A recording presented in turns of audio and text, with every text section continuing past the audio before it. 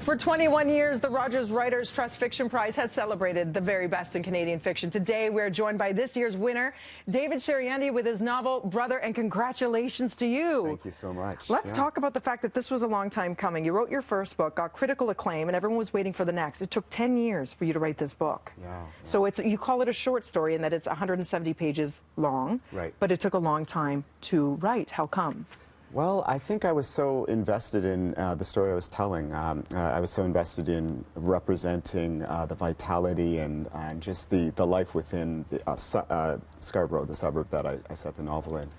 And it's a difficult story to tell in certain ways, and I just wanted to make sure I did it well, or as well as I could possibly do it. Talk to us about the story. So you mentioned Scarborough's where it takes place. You grew up in Scarborough, but it is not based on your actual accounts. No, it is a fictional story. It is a work of fiction, but I guess I drew a lot on how I felt growing up and some of the vulnerabilities I felt growing up, and how young youths and young men of particular backgrounds feel about the city they live in and the country they live in at times. Yeah. So it's based rather on two brothers. Yes. And what does it explore about their relationship and the relationship to the world around them? Yeah, I think it explores masculinity and kind of how beneath postures of toughness, maybe necessary postures of toughness for some youths and some men growing up in particular contexts, how beneath those postures there's a tremendous amount of love and tenderness and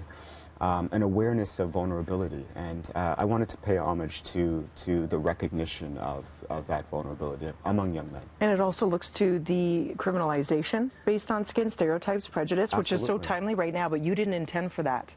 Well, it was always on my mind. I mean, I guess that's how it maybe became, it's not an autobiographical novel, but I felt that growing up, as I think many people of my background, if you're black or brown, you know, yeah, you feel that gaze upon you in many different contexts. And yeah, it's maybe it's timely, but for some people it's what's been felt for a very long time. It's that slow day-to-day, the things that you can describe, the things that you can't, that you do beautifully, that can wear away at somebody, and yet you use greenery and nature in the book as that place of escape. Yeah, I guess there's many, I mean, I guess that's for me, the interesting thing about trying to attend to those lives indicating vulnerability and sometimes hardship. There's tremendous beauty in those lives, in the setting that I try to depict.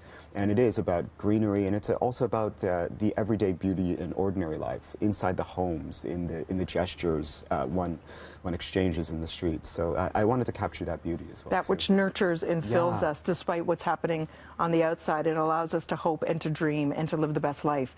Thank you for doing that. Thank you. Pick it up, everybody. It is called Brother. You can head to breakfasttelevision.ca, and we look forward to see what you're going to write next. Thank you so much. Thank you again. We'll be back with more BT right after this.